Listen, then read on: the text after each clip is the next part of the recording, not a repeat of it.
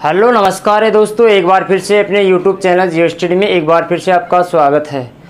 आज अपन पढ़ेंगे समुद्रों में लवणता के वितरण के बारे में। समुद्रों में जो लवणता है उसका वितरण पाया जाता है, ठीक है, उसके बारे में अपन चर्चा करेंगे। आपने अब तक बुक्स में या किसी वीडियो में या किसी टीचर्स के पास पढ़ा होगा, जो लवणता का वितरण पाया जाता है वो 2 तरीक़ों से पढ़ा होगा आपने, लेकिन इस वीडियो के अंदर मैं आपको 4 तरीक़ों से लवणता का वितरण पढ़ाऊंगा, उसके ऊपर चर्चा करूंगा। तो आसान और सरल शब्दों में आपको देखने को मिलेगा ये वीडियो। तो आइए चलते हैं इसकी तरफ। तो अपन पढ़ेंगे आज अक्षांशीय और लंबवत वितरण के बारे में, और उसके साथ उत्तरी गोलार्धीय वितरण के बारे में, दक्षिण गोलार्धीय वितरण के बारे में भी चर्चा करेंगे। तो पहले बात करते हैं अपन महासागरों में महासागरीय लवणता का वितरण, उसकी चर्चा करेंगे इस वीडियो के अंदर, ठीक है। आपने देखा होगा लवणता का वितरण, आप या तो क्षैतिज वितरण पढ़े होंगे। कौन सा वितरण पढ़े होंगे? क्षैतिज वितरण, या फिर लंबवत ऊर्ध्वाधर वितरण। सबसे पहले अपन पढ़ेंगे इस वीडियो के अंदर गोलार्धीय वितरण, गोलार्धीय वितरण, उसकी चर्चा करेंगे। फिर दूसरे नंबर पर अपन चर्चा करेंगे किसकी? क्षैतिज वितरण की चर्चा करेंगे। क्षैतिज वितरण की चर्चा करेंगे। क्षैतिज वितरण को अपन अक्षांशीय वितरण भी कहते हैं, ठीक है। जो अक्षांशों के अलग अलग अक्षांशों पर लवणता की मात्रा कितनी पाई जाती है उसकी चर्चा करेंगे, ठीक है। तीसरा पढ़ेंगे अपन लंबवत वितरण, ऊर्ध्वाधर या फिर कहेंगे इसको लंबवत, या फिर इसको कह सकते हैं गहराई के साथ। किसके साथ? गहराई के साथ अपन क्या करेंगे? लवणता की चर्चा करेंगे, ठीक है। चौथा है स्थानीय वितरण का मतलब यहाँ पर यह है पर्टिकुलर खुले महासागर या बंद जो महासागर होते हैं, या आंतरिक जो झीलें होती है, आंतरिक सागर होते हैं, उनमें कितनी लवणता पाई जाती है उसकी चर्चा करेंगे। तो आज इस वीडियो के अंदर अपन गोलार्धीय वितरण और क्षैतिज वितरण, इन दोनों पर चर्चा करेंगे। नेक्स्ट वीडियो के अंदर चर्चा करेंगे, इनकी अलग चर्चा करेंगे। तो मैं 4 तरीक़ों से लवणता के वितरण के बारे में चर्चा करूँगा। तो सबसे पहले आते हैं अपन गोलार्धीय वितरण के ऊपर। यह है अपनी पृथ्वी। इस पृथ्वी पर एक बीच में से गुजरती है पूर्व से पश्चिम की तरफ, जिसका नाम है 0 डिग्री भूमध्य रेखा। इसके उत्तर में जो है गोलार्ध वो उत्तरी गोलार्ध है। यह है उत्तरी गोलार्ध, यह है दक्षिणी गोलार्ध, ठीक है। इस गोलार्ध में लवणता पाई जाती है 34 प्रति 1000 ग्राम। इस दक्षिणी गोलार्ध के अंदर 35.5 प्रति 1000 ग्राम। कहीं कहीं अपने को 35 भी देखने को मिलता है, तो आप इसमें कोई ज़्यादा कंफ्यूज नहीं हो। ये NCERT का आंकड़ा है, NCERT का आंकड़ा है ये 34 और 35.5 है, ठीक है। अब इसमें लवणता कम पाई जाती है, इसका कारण क्या है? इसका कारण यह है कि उत्तरी गोलार्ध में महाद्वीपीय विस्तार ज़्यादा है। विस्तार अधिक होने के कारण यहाँ नदियों के द्वारा स्वच्छ जल की आपूर्ति होती रहती है। इसके कारण यहाँ लवणता नीचे जाके संचित हो जाती है। दक्षिण गोलार्ध में कारण की बात करें तो यहाँ पर क्या है? तीव्र गति से प्रचलित पवनें चलती है। प्रचलित पवनों के कारण क्या होता है? यहाँ वाष्पीकरण ज़्यादा हो जाता है जल का, और लवणता की मात्रा क्या हो जाती है? बढ़ जाती है। यहाँ स्वच्छ जल की आपूर्ति नहीं हो पाती है। ये तो होगी पर्टिकुलर गोलार्धों की बात। अपन बात करेंगे क्षैतिज वितरण की। किसकी बात करेंगे? क्षैतिज वितरण का मतलब होता है ये पृथ्वी है, ये भूमध्य रेखा, इसके जो ये अक्षांश होते हैं ऐसे ध्रुवों तक, ठीक है। भूमध्य रेखा से दोनों तरफ ध्रुवों की तरफ जो लवणता है अलग अलग अक्षांशों पर, उसकी अपन क्या करेंगे, चर्चा करेंगे, ठीक है। यह है अपना भूमध्य रेखीय क्षेत्र, ठीक है, भूमध्य रेखीय क्षेत्र, ठीक है। इधर है अपना, इसकी बात करते हैं पहले, यह है अपना सूर्य, यह है अपना सूर्य। यहाँ से तिरछी किरणें पड़ती है, यहाँ पे तिरछी किरणें ध्रुवों की तरफ, और भूमध्य रेखा पर सीधी किरणें आती हैं, यहाँ से सीधी किरणें आती है। यहाँ सीधी किरणें आने के कारण यहाँ लवणता क्या है, तापमान क्या होता है, ज़्यादा होता है, तापमान क्या होता है, ज़्यादा, ठीक है। अब जैसे जैसे किरणें तिरछी होती जाएगी तापमान कम होता जाएगा, जिसके कारण होता क्या है, लवणता भी क्या है, भूमध्य रेखा से ध्रुवों की तरफ चलने पर क्या होती है, कम होती है सामान्यतः, ठीक है। सामान्यतः क्या होती है, भूमध्य रेखा से ध्रुवों की तरफ जाने पर लवणता क्या होती है, कम होती है। तो आइए चलते हैं अब यहाँ से, यह है अपने 20 से 40 डिग्री अक्षांश नॉर्थ में, इधर है 10 से 30 डिग्री अक्षांश साउथ के अंदर, ठीक है।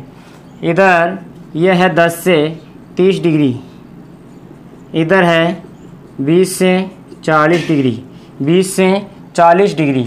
अब सामान्यतः ध्यान, शब्दों पर ध्यान देना, सामान्यतः भूमध्य रेखा से, सामान्यतः भूमध्य रेखा से ध्रुवों की तरफ चलने पर, भूमध्य रेखा से ध्रुवों की ओर लवणता में कमी आती है, लवणता में क्या आती है, कमी आती है लवणता में सामान्यतः।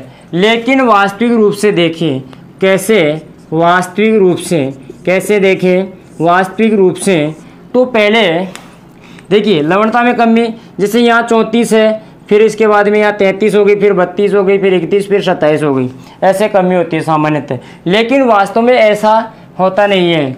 वास्तव में देखिए भूमध्य रेखीय क्षेत्र में यहाँ प्रतिदिन वर्षा होती है, भूमध्य रेखीय क्षेत्र में क्या है, प्रतिदिन वर्षा होती है, प्रतिदिन 4 बजे के आसपास वर्षा स्टार्ट हो जाती है, जिसके कारण भूमध्य क्षेत्र में लवणता कम हो जाती है, क्योंकि यहाँ पर वर्षा का जल नदियों के माध्यम से आता है, जिसके कारण सबसे बड़ा फैक्टर है वर्षा, यहाँ लवणता ज़्यादा होनी चाहिए। देखिए ताप, भूमध्य रेखीय क्षेत्र में ताप क्या है, अधिक, ताप अधिक, तो वाष्पीकरण भी क्या होगा, अधिक होगा, वाष्पीकरण अधिक होगा, ठीक है। आर्द्रता भी क्या होगी, आर्द्रता भी क्या होगी, कब आर्द्रता भी क्या होगी, अधिक होगी, तो वर्षा क्या होगी, वर्षा की अधिकता होगी, तो स्वच्छ जल की आपूर्ति भी क्या होगी, अधिकता होगी उसकी भी।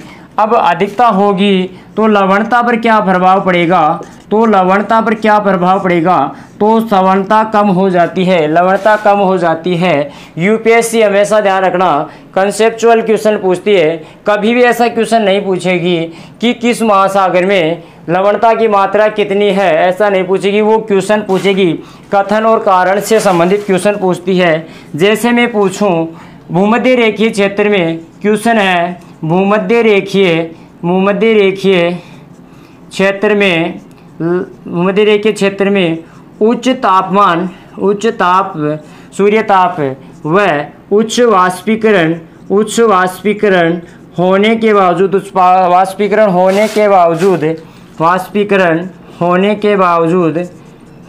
बावजूद लवणता की कमी के लिए जिम्मेदार कारक कौन सा है, ठीक है। तो आप क्या कहेंगे, सबसे बड़ा जिम्मेदार कारक यहाँ लवणता को कम करने का वो है वर्षा। कौन सा है, वर्षा, ठीक है। और कौन सा है, आर्द्रता, अधिक आर्द्रता, ठीक है भाई। आर्द्रता, जितनी अधिक आर्द्रता होगी, ठीक है, उतनी ही अधिक क्या होगी, वर्षा होगी तो स्वच्छ जल की आपूर्ति होगी, और लवणता को कम कर देगी। यह अपना ऐसे क्वेश्चंस अधिक पूछती है यूपीएससी। ठीक है, अब बात करते हैं अपन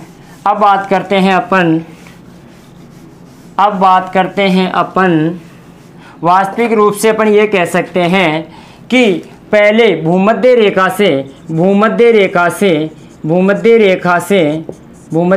से मध्य अक्षांशों तक लवणता बढ़ती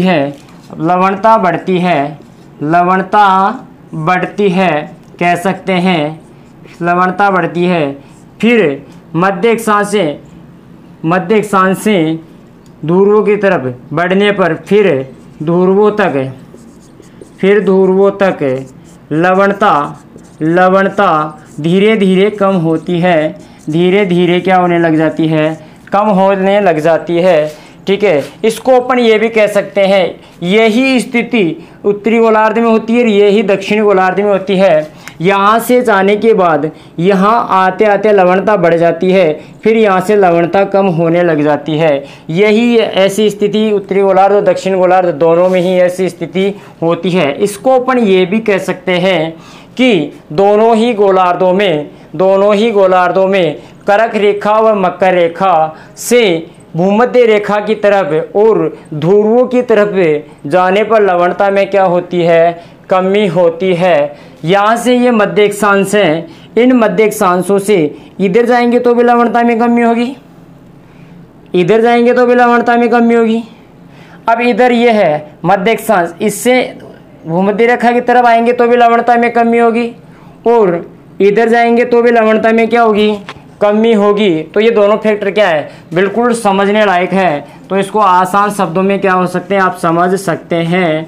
ठीक है, इस वीडियो को पूरा देखेंगे तो इसकी गुणवत्ता का आपको पता लगेगा, अब मैं बात करूं तो भूमध्य रेखीय क्षेत्र है, भूमध्य रेखीय क्षेत्र में लवणता कितनी पाई जाती है, तो यहाँ लवणता पाई जाती है 34 प्रति 1000 ग्राम, जबकि उत्तरी गोलार्ध के अंदर मध्य अक्षांश होते हैं, वहाँ लवणता कितनी पाई जाती है, यहाँ 36 प्रति 1000 ग्राम पाई जाती है। ठीक है, जबकि यहाँ दक्षिण गोलार्ध की बात करूँ तो यहाँ लवणता कितनी पाई जाती है, 35 प्रति 1000 ग्राम लवणता पाई जाती है। आई बात समझ में। यहाँ से क्वेश्चंस ऐसे भी पूछ सकता है। ठीक है भाई, डायरेक्ट क्वेश्चन पूछेगा किन अक्षांशों में सर्वाधिक लवणता पाई जाती है, तो आपको बताना होगा 20 से 40 डिग्री उत्तरी अक्षांशों में, 20 से 40 डिग्री उत्तरी अक्षांशों में सर्वाधिक लवणता पाई जाती है। सर्वाधिक लवणता, कौन सी लवणता, सर्वाधिक लवणता पाई जाती है कहाँ पर, 20 से 40 डिग्री नॉर्थ अक्षांशों के मध्य पाई जाती है। कितनी पाई जाती है, यहाँ पर देखिए 36 पाई जाती है। कितनी पाई जाती है, 36 प्रति 1000 ग्राम पाई जाती है। ये तो होगी सर्वाधिक की। लेकिन अगर गोलार्ध में भी पूछ ले, उत्तरी गोलार्ध में किन अक्षांशों के मध्य सर्वाधिक लवणता पाई जाती है, और ऐसे दक्षिण गोलार्ध में भी पूछ ले कि किन अक्षांशों के मध्य सर्वाधिक लवणता पाई जाती है, तो उत्तरी गोलार्ध की बात करें, पर्टिकुलर एक हो गया, लेकिन उत्तरी गोलार्ध की बात करें तो उत्तरी गोलार्ध में भी किन अक्षांशों के मध्य 20 से 40 डिग्री अक्षांशों के मध्य पाई जाती है। लेकिन दक्षिण गोलार्ध की बात करें तो दक्षिण गोलार्ध के अंदर 10 से 30 डिग्री अक्षांशों के मध्य लवणता पाई जाती है सर्वाधिक। वो भी कितनी, 35 प्रति 1000 ग्राम। कितनी पाई जाती है, 35 प्रति 1000 ग्राम लवणता पाई जाती है। आई बात समझ में।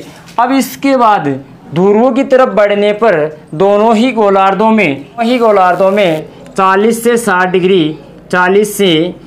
डिग्री नॉर्थ होते हैं। 40 से 60 डिग्री जो नॉर्थ होते हैं, और दक्षिण में साउथ अक्षांश होते हैं, उन अक्षांशों के अंदर लवणता घट जाती है। बताया ना, ध्रुवों की तरफ बढ़ने पर घट जाती है। तो दक्षिणी गोलार्ध की बात करें तो यहाँ लवणता, यहाँ कितनी थी, 35, तो यहाँ से कितनी हो जाएगी, 33 हो जाएगी। जबकि उत्तरी गोलार्ध की बात करूँ तो उत्तरी गोलार्ध के अंदर 40 से 60 डिग्री अक्षांशों के मध्य लवणता घटकर कितनी हो जाएगी? 31 प्रति 1000 ग्राम हो जाएगी। 31 प्रति 1000 ग्राम हो जाएगी। ठीक है, तो मध्य अक्षांशों में लवणता सर्वाधिक क्यों पाई जाती है? यहाँ से क्वेश्चन पूछेगा कि लवणता इतनी अधिक क्यों पाई जाती है? मध्य अक्षांशों के मध्य लवणता अधिक पाए जाने का कारण क्या है? क्योंकि वहाँ पर देखिए, यहाँ किरणें सीधी पड़ती है, मध्य अक्षांशों में भी क्या है? सीधी पड़ती है, जिसके कारण मध्य अक्षांशों में सर्वाधिक लवणता क्यों पाई जाती है? कारण, उसके कारण की चर्चा करें। देखिए, ताप अधिक होता है, सूर्य ताप क्या है? अधिक है। सूर्य ताप अधिक होने के कारण आर्द्रता क्या हो जाती है? वाष्पीकरण क्या है? वाष्पीकरण क्या है? वाष्पीकरण भी अधिक होगा। वाष्पीकरण अधिक होगा, लेकिन क्या है? आर्द्रता की कमी होगी। आर्द्रता क्या है? आर्द्रता कम होगी और वर्षा का अभाव। जब आर्द्रता कम होगी तो वर्षा भी क्या होगी? कम होगी। ठीक है, जिसके कारण यहाँ पर स्वच्छ जल की आपूर्ति भी क्या होगी? स्वच्छ जल की आपूर्ति भी क्या होगी? कम होगी। तो स्वाभाविक है यहाँ पर वाष्पीकरण तो होगा, लेकिन वर्षा नहीं होगी, जिसके कारण लवणों की मात्रा ऊपर ही बनी रहती है। यहाँ पर और बड़े फैक्टर हैं मध्य अक्षांशों में लवणता पाए जाने के। वो फैक्टर क्या है? यहाँ पर प्रति चक्रवातीय दशाएं पाई जाती है। यहाँ पर प्रति चक्रवातीय दशाएं पाई जाती है। और कारण क्या है?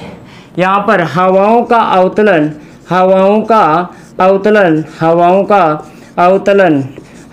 अवतलन से मतलब है हवाएं इन क्षेत्रों में नीचे की तरफ उतरती है और वो हवाएं गर्म और शुष्क होती है, आर्द्रता नहीं रहती है, जिसके कारण बारिश नहीं हो पाती। भाई नीचे आएगी तो हवाएं बारिश नहीं होगी।